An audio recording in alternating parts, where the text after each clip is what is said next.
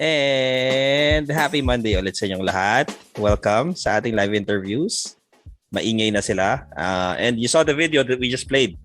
So if you're getting ready to put your freelance game on before matapos tong taon, so the freelance or rather the premium Freelancer Launchpad is going to be opening its doors once again. Ito yung program that we actually launched for the first time this year. I think it was around May when we did the first launch, and we were able to get a ton of people to come in, and more importantly, a ton of people to get results from the program. So if you're excited, this is a totally separate program from the tribe, pero this is a good way to enter freelancing kung medyo you're starting out, and it's a little more cost effective or hindi ganun kamahal.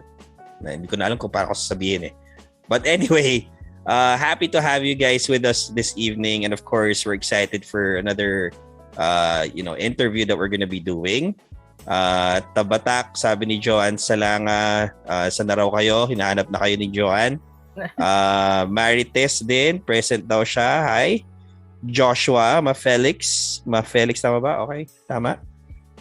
We've got si Babam Camiña present. We also have si Rona Santiago. Taga-Tabatak din daw siya, represent. AJ Olaybar, let's go. Sabi niya, Cap Migs. Yun ba yung palayaw nung guest natin? Hindi ko alam. Go Migs sabi nila. So malamang. I have no idea, pero we'll find out later. Rooting for you. Temigs. O, di ba? Temigs. O. Eto na, exciting daw yung episode, sabi ni Brian. By the way, guys, we've got people on the community or in the community and we've got people watching in the page or through the page. Sira-sira preposition ko, pagagalitan ako ng guest natin ngayon kasi kailangan maganda yung English natin. But if you're watching on the community, make sure to tag people inside. If you're watching through the page naman, make sure to share our live video. You can share it with anybody on Facebook. They don't have to be part of the community. So that's very good. Also, we're streaming live on YouTube as well. So if you haven't subscribed just yet, you might want to watch that or rather subscribe there. Hit the notification bell para ma-notify kayo pagka meron tayong mga bagong videos. Coach Mags, sabi niya, go Migs. So Mags and Migs. Ethos daw. Mukhang galing sa Ethos tong guest natin, which is one of the tribes inside the freelance movement. Now, before we bring out our guest for this evening, I'm sure excited na kayo. Pero before we even meet her and hear her story and find out what she's been up to, lalong-lalo na how freelancing has changed her life, no, for the better, of course. We want to remind everybody na apart from the Premium Freelancer Launchpad, which will be launching in the next few days, I believe. I think it's going to be next week. The Tribe, which is our flagship program naman, yung highest tier program natin, where you get all the coaching, mentorship, accountability, lesson scripts, proposal, templates, etc. It's still open. So all you need to do is comment with the word Tribe dito sa comment section natin, and we'll have one of our success managers reach out to you. Masipag yung mga success managers natin, so make sure to check your message request folder kasi malamang mapunta din yung message nila. And then just reply to them. They'll walk you through what's needed so that you'll know what to do to be part of the tribe. Okay? So again, comment with the word tribe. We'll have somebody reach out to you to let you know kung paano kayo magiging part ng program. Okay. Let's see who else is here. Sabi ni Lori, nagtag na siya. Lori, thank you for tagging. Si El, Malvin Cueto, Rainy daw, but rockin' Eve from LB. From Los Baños pala to si Malvin. Ayan si Ager, of course, nandito. Divine is watching. Hi Divine, kamusta? Jairus, kaway daw kay Sir Ron. Sino yon? Hindi ko kilala yon. But anyway, we're happy that you guys are here. Sarah, hello sa'yo. Romel, Rick, sino pa nandito? Tingnan natin. Guys, let us know if you're watching. And by the way, yung guest natin for this evening, as per our teaser, she's doing freelancing part-time. So hindi pa talaga full-time tong freelance niya. And I know some of you might be on the same situation, the same boat right now. So I want to know, let me know if you're part-time freelancing ba, full-time. Are you just starting out? Are you long-time freelancing na? Let us know in the comments kung matagal na kayo, if you're starting out, or yun nga, if you're doing this part-time or full-time. Okay? But I'm sure marami pa rin kayong mapupulot na, valuable lessons and actionable items from our guest this evening. Okay. Sige nga, tingnan natin if everybody's ready. Kasi yung guest natin, medyo from outer space siya, no, biro lang. Makikita nyo mamaya. Pero we're super excited, of course, to have her. And yun nga, marami siyang i-share sa atin. But just so I know that you guys are ready and gusto nyo talagang malaman yung story ng guest natin for this evening, just go ahead and comment with the word Migs na lang, yung nickname niya, no? Type nyo lang yung nickname niya, Migs, M-I-G-S. That will be my cue to bring her out and start grilling her. Hindi naman. Joke lang yan. We're not gonna grill her. So comment lang kayo ng Migs. And if we get enough comments na, that means you guys are ready. Marami-rami tayong nanonood, by the way. So I expect a lot of people to comment. Otherwise, titigil na natin to. No? Kakain na lang kami. Yan, Migs. O, di ba? Ang bilis nila. Yan ang gusto ko sa kanila eh. Yun, no? Comment ka agad sila. Alright, that should be enough for us to bring out our guest for this evening. So, ang ginagawa ng guest natin direct is yun. So, si Migs helps small business owners reach their customers and increase their sales through Facebook ads. So, di ba? Tamang-tama tong Facebook ads na to kasi I heard there's an ongoing summit right now. Okay, yung Peso Summit. Ipapromote ko na, sorry. Merong Peso Summit ginagawa si Coach Junji tsaka si Sir Aaron today. Pero I'm sure a lot of people kasi are interested in learning Facebook ads siguro. I think it's one of the more popular freelancing offers, so to speak, out there. So this is going to be very, very exciting for a lot of you who are interested in going into Facebook ads. So let's welcome, okay, si Ate Migs. Hi, Ate Migs. Hello. Yan. Hello Kamusta? po. Mabuti. Good Parang evening, first time ko everyone. makakaate. Tama ba? Parang Hindi niya ako ititito ron. Bawal niyang gawin sa akin Ndaya. yun tonight. Di ba? Hindi, ano lang tayo ngayon. Walang ate, walang tito. It's just Migs and Ron. Magkikwentuhan lang tayo. Okay? Okay. Yan. So, kamusta? How was your day today, Migs? Okay naman. Busy? So far, so good. Yes, I will go on shift after this session actually.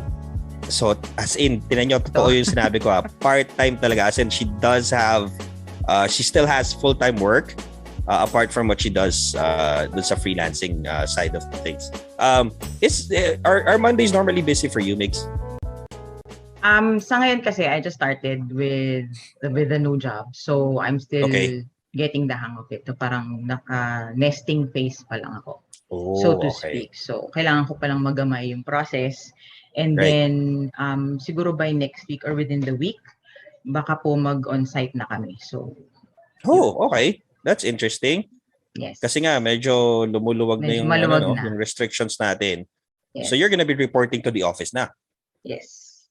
Okay. Mamaya pag-usapan natin ng konti yan kasi obviously a lot of people might be saying, teka, bakit mag-on-site pa siya? Bakit full-time pa siya? Akala ko ba nag-freelance na siya? Baka hindi ganun kaganda ang kita niya sa freelance, etc., etc.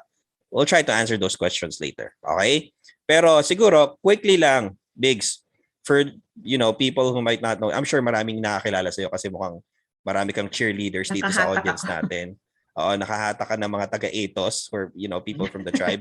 But for the few who don't know you, can you quickly lang, tell us something about yourself, and then more importantly, right now, yun nga, binanggit natin Facebook ads, but can you share with us who do you serve, which market do you serve, and what do you really do, kumbaga, for them?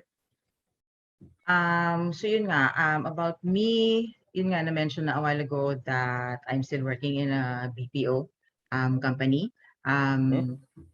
I have 2 kids. I'm already married, and I decided to join or do freelance when my husband joined yung mga networking business dati. So yun, part nung nila ginagawa nila is to run ads for their business para makakuha sila ng members. So yun, so part nung parang package na when you join them is merong videos, tutorials on how to run ads. Tapos yun, inaral ko lang siya, self-study, although puro basic lang siya, as in super basic na sabi ko, sige, try ko nga. Di habang nanonood ako nung video nila, yung tutorial nila, ginagawa ko na siya. So nagre-run ako ng ads. Kaya lang, may mga inquiries ba na hindi naman dapat mo, yung parang bang joke time na inquiries ba, parang gano'n. So doon ko na-realize na hindi pala ganoon kadali yung ads kung paano siya gagawin. Take note na mas kung pa yung course ko ng college. So may portion dun sa inaral ko na more on marketing, parang ganoon. So sabi ko, meron pa pala akong hindi alam or kailangang malaman para makapag-serve ako ng ibang tao. Kasi alam ko kung gaano ka-powerful yung Facebook ads, Google ads, whatever. Basta advertising, kailangan mo siyang alamin and aralin kasi nga super powerful siya kung gusto mong makatulong dun sa mga businesses na mas marami silang ma-reach na customers, yung mga potential customers sila, and syempre para maka-increase din ang sales nila sa business. Right. So that's how you got into Facebook ads, kumbaga. Yes. Pero prior to that, anong ginagawa mo? You were in a specific industry, right? Naka-call center lang yung customer service, so inbound, yun, ganun lang siya. May so you started off basically parang agent level, parang ganun. Agent level. Okay. Tapos eventually hanggang sa naka-akyat na ng corporate ladder. Tapos nun nga nung 2012 when I got pregnant with my eldest. Tapos syempre may maternity leave siya. So dun na nagsascroll na ako, nakita ko na yung community. Tapos sabi ko, parang ano siya, parang Teka, 2012 you said? Oo. Meron na ba noon? Wala pa. 2012. Parang meron na. Nakita ko na kasi. O baka Parang wala nag-iimbento pa lang ako. noon. Oo. Nauna na Because pala the ako community magsabi. started around late 2017, I believe. Okay. Pero meron ako mga nasa-scroll ng mga Baka panahon na ibang yun. Kasi, baka ibang freelance baka nga po. groups. Ay Yeah, po. oo. Baka nga iba. Tapos yun, tapos sabi ko, o sige, tapos kinausap ko yung husband ko. Sabi ko, baka ano na lang, mag-full-time mom na lang ako kasi delicate yung pagbubuntis ko nun sa panganay ko. So parang 3 months Okay. akong naka-bed rest kasi nga threatened abortion siya. So sobrang 'di ba parang ang hirap, parang andyan na siya pero pwede pa siyang mawala sa any minute. So Yup. dun ko na na parang ang sobrang delicate ng buhay ng lalo na pag anak mo na. So, yun, tapos sabi niya, sige, support kita. Binigyan niya ako ng sobrang long list ng pwede mong applyan for work from home. Pero dahil ayun na, hindi naman ako talagang parang 100% decided ng mga panahon na yon. So, back to work after ML, tapos nakalimutan ko na siya. Tapos, okay. tapos nung sa second kid ko na, ayun na, andun na ulit, bumalik na naman yung gusto ko na mag-work from home. Kasi dalawa na sila eh. Yes. Parang ngayon, mas gusto ko na talagang panindigan na tututukan ko na sila. So ayun, usap kami ulit. Tapos, o sige, di gawin mo na kung anong gusto mo, sabi niya. Tapos yun na nga. So what year ayan was na. this pala? Anong year to? Yung sumunod, Second baby, 2016. 2016, I see, okay. So I think that was right around that time was when the movement, yung movement na create ni John was slowly becoming more and more visible. Kasi nga I remember 2016 rather was when I joined a small community of freelancers nga na parang first time nag-gather somewhere in Ortigas, 'di ba? Misteryoso no. And that's when I met John and the rest of sila Shoden, sila yung mga a lot of people in the tribe right now. So yeah, that was I think right around the time when freelancing was starting to make a little bit of noise pero hindi pa ganun kalaki talaga. But there was definitely something brewing ika nga dun sa small community. Anyway, it's not about my story. Tanungin natin si Mitch. So teka lang, curious lang kasi ako because you had to go way back 2012 when you had yun ba yung first baby, 2012? Yes, 2012. Okay. Pero prior to that, you said you finished mass comm in college. Did you enter the workforce BPO industry right away or were you working in a different industry before? Hindi. Yung first ever job ko noon is yung magazine, yung mga small time magazine offices. So parang nag-editorial ko nun sa magazine. Tapos after noon, dahil nga small time lang siya, di nagsara. Tapos 2003, yun na yung nag-start na talaga ako sa call center. Okay. Sige. Hindi naman funny comics to. Mapapagalata ang edad natin. Hindi naman.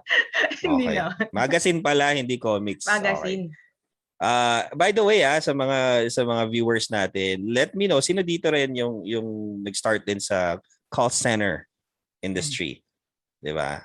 Kasi ako rin nag-start din naman ako diyan, I always tell that story to people na 2002. Masyado ako nagpapabata. 2002 I think was when I started in the industry. So medyo mahaba din pero eventually I got out of the industry. So kaway-kaway sa mga taga-call center, whether you were part of it previously or you're still part of it right now, let me know in the comments para naman makita namin kung marami makaka-relate din sa ginagawa ni Mix. So the main fuel for you talaga to which made you decide to look for opportunities to work remotely was basically yung dalawang kids, tama? Lalo na nung nagka-pandemic nung 2020, 'di ba? Nag-ECQ tayo noong March. Yes. siguro the day na in-announce na naka-ECQ yung ECQ na tayo. Medyo feverish na yung panganay ko. Okay. So, yun. Tapos, syempre, consult sa pedia. After a few days, sabi niya, oh, may ano yung anak mo. So, positive siya. So, may COVID siya. So, talaga? 2 weeks. So 2 weeks Okay. kaming naka-isolate sa room. Pero nung ano na yun, binigyan naman ako ng assurance nung pedia na they will get over it. Parang basta yung vitamin C, yung lagnat, bantayan mo, yung mga gano'n. Yep.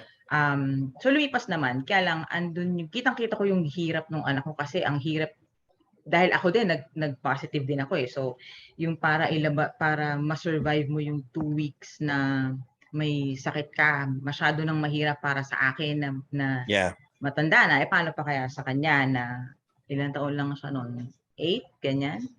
Yep. So yun. So nung after naman na gumaling siya, yung kapatid naman niya yung sumunod na nagkaroon din. So na-infect sila pareho. Oo. So parang paano 5 kayo? weeks. Kayo mag-asawa, hindi naman? Hindi. Ako wala. Ako yung Okay. kasama nila sa room kasi naka-isolate kami na room, nakahiwalay kami. Right. Ako yung wala. Tapos nung yung bunso ko na, siya din, ganun. Nakalampas naman din. Pero natapos yung isolation nilang dalawa, ako walang nangyari sa akin. Tapos doon ko na talagang sinabi na pagka sinabi ng universe, nagkaroon ako ng chance, i-grab ko na talaga yung opportunity kung, 'di ba, magkaroon man ng work from home na gig, parang ganun. Great.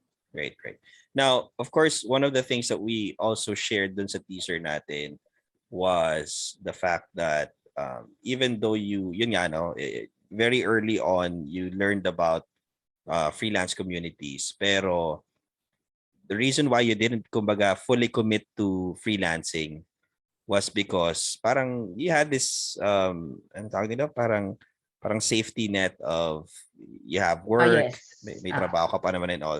So I want to kind of focus on that conversation kasi marami nga sa mga nanonood sa atin, I'm sure, okay, maraming nanonood ngayon siguro who might have the same experience, or maybe they're still, kagaya mo, baka nandiyan pa rin sa ganyang industry. And the one thing I wanted to ask you rin as well is up until now kasi mini-maintain mo yung yung work, yung full-time job. Okay. Pero kanina when we were backstage, obviously we were talking about it. Nabanggit mo rin na one of the reasons why you're staying din talaga dun sa employment mo sa ngayon is simply because kumbaga nagkasabay siya na nakuha mo yung opportunity na yon, and then sakto din naman na medyo dumami yung clients mo sa freelancing. Pero if you had the choice, if you had the choice talaga, kumbaga meron kang power to choose talaga yung gusto mo mangyari, would you rather stay at home and really just focus on freelancing, or okay pa rin sa'yo na mag full-time ka pa rin at the same time? Focus na ako sa freelancing. Yun na yung para nasa goal ko na siya. Siguro mga next year, kung hindi half of the year, basta within next year, magpo-focus ako sa freelancing. Kasi parang ang naisip ko, nung nag-join ako sa TFL nga, nung May, nag-join ako. Sabi ko, sige, testingin ko kung kakayanin ko na, kasi employed pa rin naman ako nung panahon na yun, kung kakayanin ko siya ng sabay. Pagka hindi ako naging okay sa freelance or wala akong nakuhang client, meron pa akong trabaho. Whereas, kung bibitawan ko yung trabaho ko noon, tapos wala naman, alam mo yun, worst case scenario, walang mangyayari sa pag-freelance ko, magugutom ang pamilya ko. So, yun lang, ganun lang yung dating. Pero, since Pero ngayon, you make a very important point there, Nix, na often we tell people who are inquiring about the tribe, tapos syempre may mga lumalapit na, Ron, I want to join the tribe. Tapos we get into a conversation. Tapos sasabihin nila, kasi gusto ko na mag-resign. Actually, nagsabihin na ako ng resignation. Talagang decidido na ako, full-time freelance na lang ako. Parang kinakabahan ako pagka ganun eh. Di ba? Kasi parang gusto ko sabihin, teka muna. Baka naman pwedeng bawiin mo yung resignation mo kasi while we often say, a lot of people hear stories about people who go into freelancing, and especially with the help of the tribe, they think na, within, well, it's possible nga, kasi pwede naman talaga, within 30 days, you could get a client. It's very possible. Pero syempre, you have to take into account din certain factors. Baka naman yun nga, pambayad ng kuryente, pamalengke, may anak ka, di ba? Like ko sinasabi, kung ikaw lang binubuhay mo, tapos nakatira ka sa magulang mo, tapos, alam mo yon, hindi ka naman mapuputulan ng internet or kuryente. Pwede, di ba? Pwede. Pero kung kagaya natin, Migs, di ba, na parang, alam mo yun, may mga umaasa, may kakain, lalo na may mga bata. It's very important na you maintain that source of income temporarily. Kumbaga. Tama ba? Kasi nga, pag minsan, parang, sige, go, ganun. Mabuti kung maraming savings. Actually, kahit may savings, nakakatakot pa rin, di ba? Actually, nung nag-resign ako dun sa previous work ko, sabi ko, ayoko na, talaga magre-resign na ako. Sabi ko sa asawa. Sabi niya, sige, mag-resign ka. Meron naman tayong pwedeng gamiting pondo. Tapos, okay, sige. Pero meron na akong lilipatan nun na isa pang company. Na-delay lang talaga siya. So, parang siguro 2 cut-offs yun na naka-rely kami dun sa savings namin na yun. Tapos sabi ng asawa ko, hindi ka pa ba magsisimula dun sa bagong trabaho? Mauubos na yung ipon natin. Sabi niya gano'n. Ay ko, sige, wait lang. Tapos sabi ko, baka may pumasok din na kliyente. Oo, baka sakaling sakto, buti na lang talaga. Nag-start ako dun sa bagong company, hindi naman talagang na-deplete yung savings namin. Tapos yun, may pumasok din na kliyente. So parang sobrang maraming blessings, pero then for those na nag-iisip, kasi nung in-onboard mo ko nun sa PFL, meron nang nagtanong na parang sabi yata na okay lang ba mag-resign na, ganyan. So, andun na din siya sa isip ko na magre-resign na ako. Kaya lang sabi ko, worst case scenario, paano kung hindi maging okay yung freelance? Sinong sisisihin ko? Yung PFL ba o ako? Parang ganon. So, di ba? Pwede, sisihin mo kami, oo. Yun. So, sabi ko, sige, wait lang muna, tingnan natin. Test the waters muna tayo. Pag okay, push tayo. Kung, di ba, kung kaya ko naman pagsabayin, bakit hindi? At least, kung makakapag-save ka pa, hindi kayo magugutom ng pamilya mo. Mas magagawa mo pa yung gusto mo. And to think na, yun nga, may husband ka, and I'm assuming yung husband mo may work din siya, tama ba? Yes, meron. Oo. So, ganun ka-cautious si Migs, guys ha.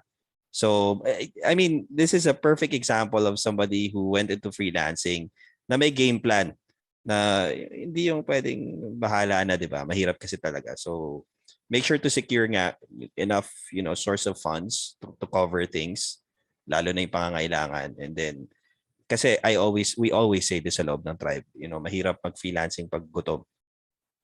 Totoo. Diba? Mahirap mag-freelancing nang walang kuryente. Hindi ka makapag-freelancing, lalo na online. Or pag naputulan ka ng internet, lalong-lalo na, diba? So, yun lang. Keep that in mind. Magandang lesson din yun. Now, I wanna go to this part of your story kasi nga, you've been hanging around dun sa community for some time. Hindi ka nagtitake action eh. Kumbaga, parang, yun nga, kasi medyo kampante ka. You had the safety net of a job, a corporate job that you can always go to. Pero eventually, you started watching some of the videos na meron tayo doon. Tama ba? Yes. Kaso ano nangyari? Nung nag-start ka na doon? Nung ginawa ko yun nung naka-isolate kami magnanay. So pagtulog na siya, sabi ko, sige, total, medyo okay pa yung powers ko. Maghanap muna ako ng pwedeng dahil nga nakita ko na yung kay JTL noon. So pinapanood ko yung 7-figure freelancer niya na video. Di ba parang medyo mahaba yun. So, wala naman akong, parang phone ko lang yung gamit ko noon. So, nagtitake notes ako. Pinopost ko yung video. Mag-take notes ako sa phone ko lang. So, parang, ang hirap-hirap niyang gawin. Pero pinapanood ko pa din siya. Pero, dahil kasi, mas tinatawag ako ng K-drama. So, pinost ko muna si JTL. Nag-K-drama muna ako. Tinapos ko muna yung Crash Landing on You. Tapos, binalik ko si JTL. Sorry, you know what, po, ironically, Migs, alam mo, ironically, feeling ko nanonood din siya noon. So, baka hindi ka niya masisi. Feeling ko lang yun Yeah. Okay. So that's the story. Yun nga, na-distract ka, instead of focusing on the lessons, you Yes. kumbaga binaliwala mo muna sa ngayon. Mm. And then eventually, what happened that really caused you to, to really parang dive in fully sa freelancing? Ito na yung PFL time na, tama ba? Yes. Oo, May na Okay. yata yun. Parang yung isang tribe member nun, si Eileen, ewan ko kung nanonood siya. Parang Mhm. nakita ko nag-post siya, yung may PFL, enrollment for PFL, parang gano'n. Tapos sabi Right. ko, uy tita, ano to? Kasi classmates yung anak namin dalawa dun sa school. Sabi ko, Okay. tita, ano to? Anong chika? Tapos yun, in-explain niya. Oo. Sabi niya, ito nga yung KJTS. Ko, talaga ba? Okay, so sige, sakto naman, kakasweldo lang namin nun. Tapos dahil Mhm. nakapagbayad na ako ng bills, mayabang ako, nag-enroll ako sa PFL. Kasi may discount Okay. siya, 'di ba, dito? Right, oo. 'Yun, so ginamit ko yung link niya, ayun, so nakapag-enroll ako.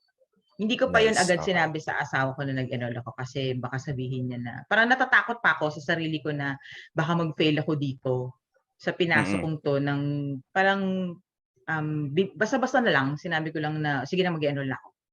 Kung Okay. okay, good, kung hindi, okay, better luck next time na lang, parang gano'n. Kasi Oo. parang Pero hindi that was still kind of a safe move rather for you kasi hindi ganun kamahal din yung I mean, yes, not belittling yung ganong amount, pero what I'm saying is compared to the tribe, medyo mas yes, mababa yung entry sa PFL. So medyo mm. smart move pa rin kasi hindi malaking ininvest mo. Mm. So, by the way, teka lang before we go further do sa story mo, kasi ni-refresh ko yung page ko kaya pala hindi ko nakikita, nag-freeze sila. So, just a few comments lang. Ito si Mondison pala, call center din daw before, Yes. full-time freelance now. Si Edgardo kaka-redundiate lang daw sa BPO. Okay. Nag-enroll daw siya sa tribe, na-dissolve na yung account namin. Buti na lang daw may severance pay. Okay. Pero ingat pa rin pagka mga ganon. Um, sino pa ba nandito? Si Michelle. Ay, ikaw to eh. Elizabeth Kabida, sabi niya kay Drama is Life. Kay Drama Till Now daw, sabi ni Tessa. Okay. By the way, guys, quick reminder, you can, if you want to ask questions kay Migs, we'll let you do so. We'll pick maybe 1 or 2 questions na relevant din naman sa pinag-uusapan natin. So go ahead and type them down there kung meron kayong gustong itanong sa kanya. We might get to ask those questions to her a little later. And also, remind ko na rin kayo, kung hindi nyo na-catch kanina during the start of our program, we have, the Premium Freelancer Launchpad, which is yung program nga na sinarihan ni Migs initially when she started freelancing the Tribe Way. It's opening its doors on Monday. Okay, magkakaroon ng opening ng PFL on Monday. So if you want to get a foot in the door pagdating sa freelancing and you're not quite ready for the tribe yet kasi medyo mas malaking commitment yon, then you can check that out. Pero if you're ready naman, okay, to take the bigger leap and get into the tribe, which is our flagship program where you get coaching, mentorship, accountability, everything. Okay, that's still open. The way you get into the tribe is simply by commenting with the word tribe dito sa comment section natin. We'll have somebody reach out to you. One of our success managers are on standby right now. Actually, a few of them are on standby. So they're going to reach out to you, send you a message. Make sure to check your request folder and then just have a conversation with them about possibly getting in. Okay? So balik tayo sa kwento ni Michelle. So yan, K-Drama is Life kasi. So medyo na-delay ka nung time na yun, but thankfully, PFL came along. Okay?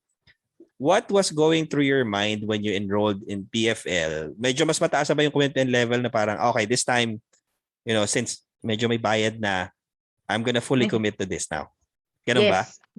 Mas mataas na yung commitment level ko nun kasi parang yun na yung sabihin na nating 85 to 90% andun na yung focus ko.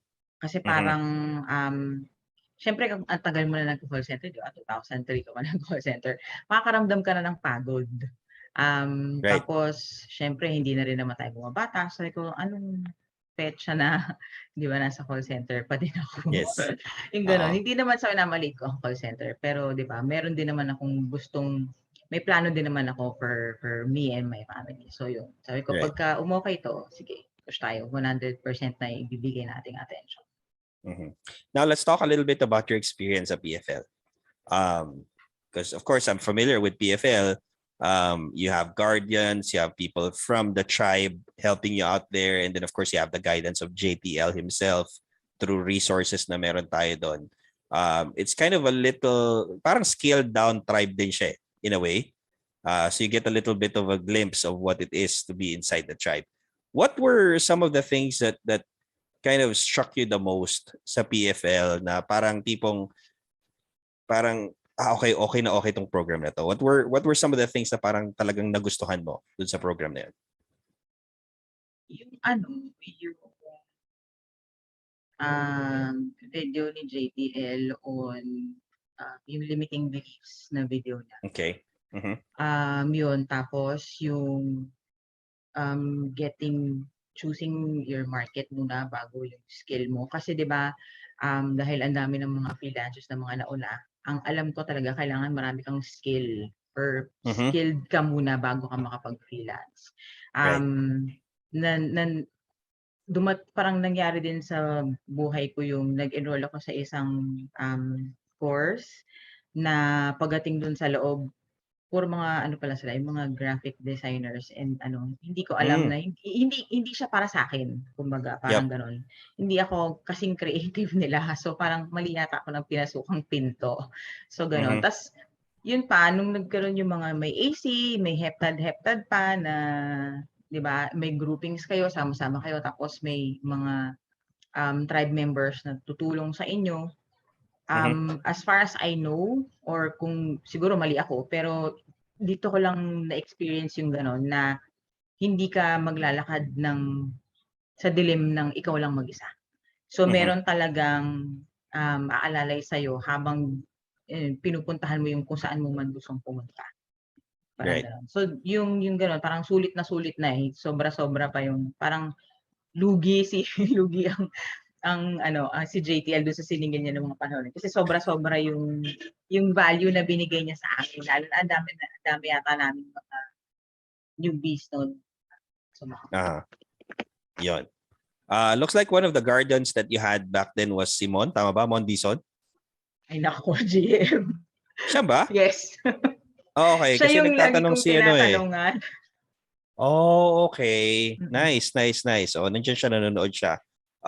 Kasi tanong nga ni John Tan, sabi niya, on a scale of 1 to 10 daw, how helpful was the PFL guardian or Simon Dizon? Pero siguro, while that's kind of a funny question, kasi medyo patungkol kay Mon, pero siguro, I wanna kind of flip that question a little bit na, how crucial was it na you had guardians and how, on a scale of 1 to 10, yung success mo during the PFL program, how much of it would you attribute kumbaga dun sa guidance ng mga guardians na tumulong sa inyo?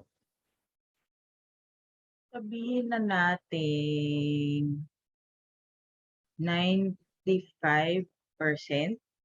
Kasi so yung actual program parang 5% dami lang. Hindi naman sa ganun, Tito. Pero yung kasi masyado silang hands-on to the point na may si Coach Romel at saka si Tami, nag-AC sila sa amin on a Saturday. Okay. Para lang, alam mo yun, para lang andun talaga yung hand-holding.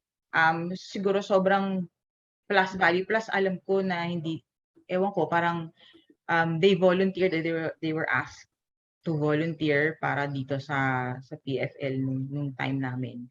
Sobrang helpful yung tipong sige ano na ba yung gagawin nun, parang sample ng strat doc or mag-outreach ka na. Pag tinanong mo sila, sasagot sila agad. Hindi yung tipong tatanungin mo tas ilang araw ka pang mag-aantay. Yung mga ganun ba na parang wait lang, andito na po, kailangan ko nang sagutin yung potential client, yung prospect ko. Andiyan na agad yung sagot, tapos talagang kailangan i-encourage nila kaming magtanong, ano ba yung mga gumugulo sa isip namin, bakit nga ba kami nag-join sa PFL, anong anong matutulong nila, tapos nag-share din naman sila ng experiences nila, yung mga ganun. Right. Cool. Galing. Just reading through through the teaser nga natin dito, one of the things that happened during your time in PFL was you were able to book, tama ba to?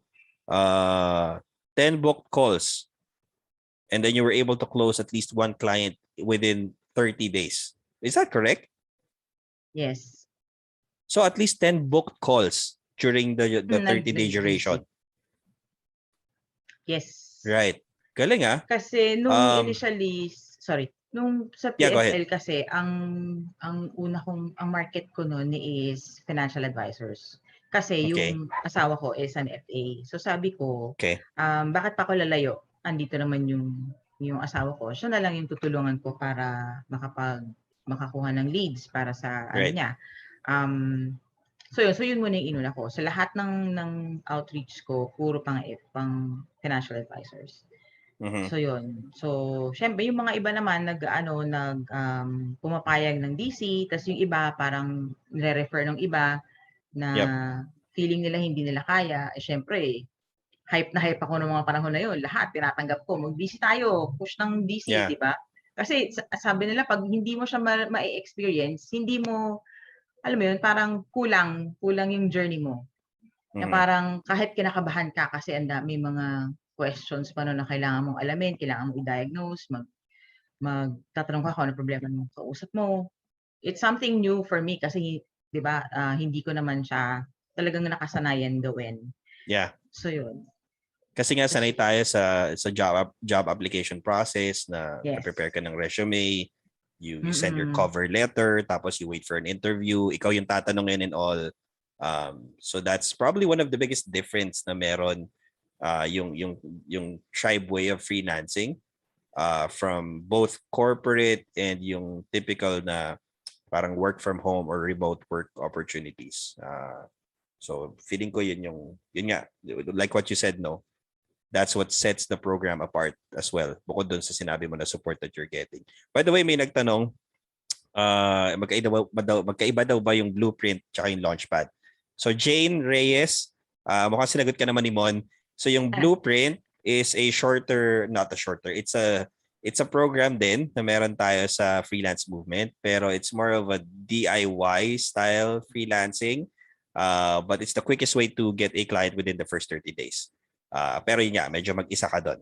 PFL kasi, it's more of an expanded version of that program, but not quite tribe level yet. Pero kagandahan sa PFL, you get some bonus lessons together with the blueprint. The blueprint is still there. That's kind of the core of what PFL is. Pero may additional resources that you can get. Plus, you get grouped together with fellow PFL enrollees. So meron kang parang mini tribe group that you belong to. So yun yung biggest advantage ng PFL natin. Okay, now let's talk about Migs, pag-usapan na natin tong yung one close client mo pala for that first 30 days, was that nasa FA industry, sa financial advisor space? Hindi, BCS to, Tito Ron. Okay. Yung ito yung nag-refer sa akin sa PFL, meron siyang online gift shop. Tapos nagtutulong siya sa akin mag-run ng ad for Father's Day. So local client to? Yes. Okay. By the way, for those watching, yung BCS, okay, Bravo, Charlie, Sam, means Breakthrough Case Study. Okay. Pwede mo ba explain sa amin, Migs, kung anong ginagawa pag may BCS para lang malaman nila? So gagawin mo yung offer mo to help. Kunwari ako, yung offer ko is increase ng reach ng customers and increase ng sales through Facebook ads. So yun yung gagawin mo doon sa client mo. But they will not pay you. They will give you a testimony for the service you have given them. Right. So yung testimonial na yun, pwede mong gamitin for your portfolio or 'di ba? Kasi may mga clients pa rin na up until now nanghihingi ng portfolio bago kanila kuhanin to work for them. Yeah.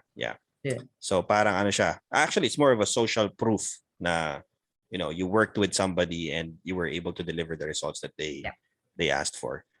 So yun guys, BCS simply means Breakthrough Case Study. It can be paid, it can be free, but it's basically your way to get into a market or an industry or a niche without too much friction kasi most of the time nga you're offering your services for free in exchange for yan, testimonials of the work that you do. So pwede siya. And it's something that's typically done inside the tribe as well. Tinuturo din siya. That's one way to get a client or your first client at least. Para sa kagaya sinabi ni Migs nga, no, at least it builds your confidence na kaya mo pala talaga, and at the same time you're gathering social proof na this is something I can use later on to kind of market my services sa maraming tao. All right, let's see. Tapos fast forward nga, recently lang, kailan ka nag-join ng tribe? After ng PFL, so around June? June. Okay, kasi 30 days yung program natin sa PFL, no? So you Parang joined in June 16. June. June 16 yata. Okay. Nasa kalendaryo ko yun eh. So mid-June na pala. Okay. So, and then in less than 3 months, you were able to secure 3 freelance clients after you've joined the tribe. Kwento mo sa amin kung paano mo nakuha itong mga 3 clients na to. Yung dalawang local to. So, part dun sa tinuro sa PFL is yung outreach, mag-cheerlead ka, tapos prospecting ka, tapos eventually pagka pumayag sila, you invite them on a discovery call. So finally may dalawang yun silang tatlo pumayag na mag-engage, join maghapon na DC. Tapos I submitted the strategy document while asking around kung paano ba to aatakihin, kasi nga 'di ba hindi naman ako talagang wala pa ako sa expert stage ng ino-offer kong skill, kasi nga we learn by doing. So andyan si GM si GM1 at saka si Couch, si Bakit Marvin. GM? Guardian Moon. Okay. Sabi ko, GM. Yun, Diba? so silang Anyway. dalawa. Plus yung buong Tabatak family, sila yung okay. kinukulit ko. Yun. Tsaka, Taga-Tabatak ka rin pala. Opo. Parang magkasunod kayo last week. Tabatak din yung guest natin. Oo. Okay, dumadami kayo, nanganganak na kayo. Opo. Ayun. Tapos syempre yung Ethos din, sila yung nung nandun na, tinatanong ako din po sila. Tapos ayun yung mga, ang dami naman kasi nating resources, di ba? So, left and right, andyan yung ang daming support, pati yung si Coach Mags andyan. Tapos, yun, hindi naman lahat agad-agad sasabihin, okay, I'm getting you as, I'm getting your service. Hindi ganun. Yep. May mga panahon pa rin na ididisi mo sila, tapos deadma, sasabihin nila pag-iisipan ko muna. Yes. Ayun, yung first client ko na FA, nag-PFL din siya actually, in-offer ko sa kanya. Tapos sabi niya, hindi ko pa siya, sige kukunin kita, pero hindi pa sa ngayon kasi parang may gagawin pa siyang something. Tapos bumalik siya sa akin after 3 weeks. So yun yung first. Tapos yung isa naman, local siya, pero yung products niya is sa US kasi. Yun din, isa din yun. Ilang months din akong nag-antay, pero yun nga, eventually sinabi, sige, we'll get this package. Mag-start tayo ng ganitong buwan. Sige. Tapos yung isa naman, ganun din, e-commerce din siya. Siguro, yun yung parang winok through ko na siya noon, naka-DC kami ulit. Winok through ko siya dun sa strategy document, which is yung nirekomenda ni Coach Romel, na sabi niya, huwag niyong ipapasa sa kanila yung strategy document niyo. Mas magandang i-walk through niyo siya para mas maintindihan nila kung ano yung talagang gagawin mo, kung ano yung problema nila na isosolve mo. So yun yung ginawa ko. In fairness naman, sabi ni client, sige, ganito na lang, kukunin ko yung isang package mo. Kasi dalawa siya, parang yung isa may commission ako, tapos yung isa wala. Isa-set up ko lang yung niya.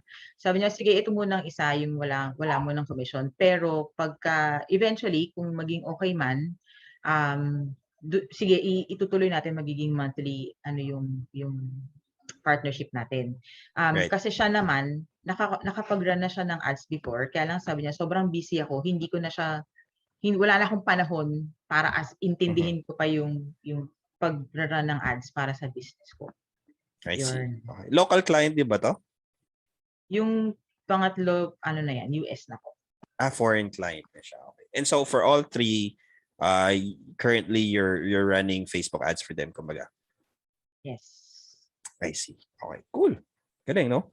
And siguro one question on everybody's mind, kagaya ng sinabi ko kanina nga, kasi syempre alam nila na you're still working full-time. Pero curious lang kami, if you were to give up your full-time job sa ngayon, sa tingin mo ba financially masusustain na rin naman yung family nung freelance work that you do? Honestly, hindi pa po. So, Okay. my plan is tuloy lang. Yep. Siguro kasi para sa sarili ko, hindi ko pa masasabi na ganun ako kagaling pa. I still have a lot to learn. So, I want to learn habang ginagawa ko siya. Ayoko munang bitawan yung maintenance money ko sa ngayon. Yeah, oo. But kapag halimbawang yung alam mo yun, yung parang pwede na akong matulog ng sige, magra-run ako ng ad ngayon. Okay na, tulog na ako, yung mga ganon. Kaya yung gamay ko na siya kahit na alam na nating ever changing ang FB ads. Pero yung kumbaga mahawakan ko lang siya ng ng mahigpit. Yun, pwede ko na talagang masabi na goodbye corp. Thank you for Right. Pero that's you're taking good steps towards that direction na ika nga no, na eventually you'll be able to let go of corporate. Again, baka naman sabihin ng iba, ba't lagi nyo tinitira yung corporate? Hindi naman sa ganun. Hindi ko tinitira yung corporate. No, hindi kasi baka sabi nila lagi, sinasabi nitong mga nasa tribe lagi, yung mga galing sa corporate, ganun, di ba? No, nothing wrong with corporate naman. You know, we have a lot of people who are in corporate who are very happy and they like what they do. And that's very good. It's just that for people who might be looking for alternative ways to earn, na yun nga, no? Similar to a lot of people like you na maybe nanay wants to be able to stay at home and look after the kids while still earning. Kumbaga, we're opening doors of opportunities for those people naman. So, ganun lang siya, guys. Wala kaming anything against working in the corporate world, kumbaga. Okay. So, one thing I'm picking up from our conversation is masipag ka rin Mix I mean, nothing I hope I didn't offend you with that word. Pero ibig sabihin kasi to think na you have 2 kids that you're taking care of, and then you still have corporate pa nga, and then right now you have freelance work. It really takes a lot of yung sipag, tiyaga, and really determination to want to reach certain things. Ano bang driving force? More yung dalawang bata, or there are other things din that's driving you kumbaga to really push? Yung mga bata po talaga. At saka kasi syempre nung lumalaki kami, working yung both yung parents ko. So syempre parang gusto ko naman na ngayon wag nang kasi yung mom ko na lang yung iiwan. So wag na siyang mag-work kasi bet na bet pa niyang mag-work hanggang ngayon kahit hindi naman na dapat. So yung mga sana yung kung hindi na siya mag-work, dito na lang siya sa bahay. Wala na siyang iintindihin yung mga ganung bagay. At saka kasi po may binabayaran din kasi kaming ngayon. Kumuha kami ng bahay. So kailangan talaga may extra income kaming pumapasok para doon. Kasi lahat ng kumbaga kada cut off meron yang pinaglalaanan tayo. Oo. Exactly. So konting malingat ka lang, magkamali ka ng compute, alam mo na hindi ka makakapag-extra-rice pagka I'm sure marami nakaka-relate. Yun. I'm sure talaga. Pero salute sa'yo, Migs, to you and of course your whole family as well. Syempre may mga sacrifices din. I'm sure yung mga kids mo, yung husband mo, maybe other people around the house. Pero at least you're on the right track, ika nga, di ba? You're making strides towards getting to that place where eventually you're gonna be able to let go of the work that you do. Kasi yun naman ang plano, and then still be able to sustain yung mga pangailangan and everything else. Any thoughts that you want to share to people who might be similarly still employed pero are looking to find other ways of earning and maybe are considering full-time or rather freelancing kahit part-time muna and then eventually going full-time? Ano yung mga some thoughts that you want to leave with them tonight? Siguro ano lang, push lang kung meron kayong gustong i-achieve, like especially kung para naman yan sa pamilya. Hindi naman porque sinabing freelancer ka, iwanan mo na yung corporate job mo. Pwede naman ng part-time. Kagaya ko nga, naka-part-time lang din ako. Nasa sayo naman yan kung paano mo siya babalansehin. Kailangan lang naka-manage yung time mo sa work, sa family, at saka dito sa freelance mo. Kasi parang ako for myself, parang may fulfillment ako na meron pa akong isang ginagawa na nakakatulong ako sa iba. Right. Bukod sa, sige, yung sa work ko sa office, ganun din naman nakakatulong ako sa iba. Sinusuportahan ko yung proseso ko para, ma-hit nila yung targets, plus yung sa mga anak ko. Pero may isa pa akong gustong bagay na gawin pa. Kasi kaya ko pa. Right. Siguro plus na lang din yun na may kita. Pero di ba? Yep. Kung kaya nyo at gusto nyo, gawin nyo. Kasi naisip ko din noon, pag hindi ko to ginawa, tapos tanda na ako, pagsisisihan ko siya. Ang hirap pagka, di ba, nagsisi ka sa huli kasi eto na yung opportunity, tas hindi ko pa siya ginrab. Oo. So yun. So habang malayo pa yung time na yon na magsisisi ka, kasi sabi mo pag matanda na, malayo pa naman, hindi pa tayo matanda eh. So may opportunity pa talaga. Bata pa tayo, di ba? So thank you very much for sharing those very wise words. Again, yung freelancing, we always say this naman, it's not the only way out of certain situations na gusto nyo makatakas kayo. Pero it's a very good opportunity, especially nowadays nga, kasi yung kumbaga yung assets needed for somebody to go in, may internet ka, you have a computer, which maybe 10-15 years ago wasn't really possible for a lot of us. Medyo mas madali na siyang pasukan ngayon. So all you need to do lang talaga is to find maybe a few group of people na makakatulong sa'yo. Start learning a little bit, dive in and start finding clients, and then eventually you're gonna get your groove and get there. Yon. May narinig daw si Mitch na taho sa background. Sorry. Bakit ang taho sa inyo panggabi? Hindi balot po yun. Balot. Parang dinig ko rin kasi taho eh. Sorry. Nasa Amerika yung pagtataho, kaya maling time zone. Sa outer space. Oo. Anyway. Nasa ISS daw, sabi ni Direk. Hindi gumana yung crisp ko. Oo. I-refund mo yung binayad mo sa crisp kasi hindi gumana. Okay. Well, anyway, thank you very much, Michelle, Migs, for sharing with us your story. Even the struggles that you went through. Salamat for sharing those things. And again, quickly lang, we want to remind everybody, the same program that Mitch or Migs started in, yung PFL, which is the Premium Freelancer Launchpad. We're going to be opening our doors on Monday. And it's going to be a full week of enrollment period. If you guys are interested, you can check out details. A lot of people in the tribe are posting about it. So magkakalat yan, I'm sure. But yeah, it's a good way to get into freelancing if you're just starting out.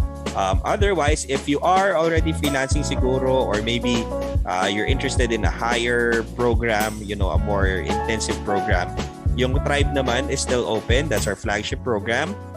It's a paid program as well. Pero medyo mas mataas lang yung babayaran nyo from PFL. But there you get coaching, mentorship, and everything.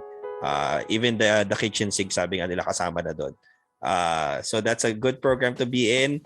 Comment with the word tribe if you're interested in that. We'll have one of our success managers message you to send you the details of the tribe. Okay? Congratulations, Migs, sa'yo and to your family. And we wish you all the best. I'm sure marami ka pang achievements na ma-unlock. At marami ka pang ma-check sa bucket list mo bukod sa pagpunta sa outer space. Pero we want to remind everybody rin, we'll be back on Monday, of course, for the next interview. Pahinga tayo this Thursday, as always. Balik tayo after another Thursday. So until then, we'll see you guys on Monday. Bye! Bye! Hello, Tabatak! Oh, hello, Tabatak.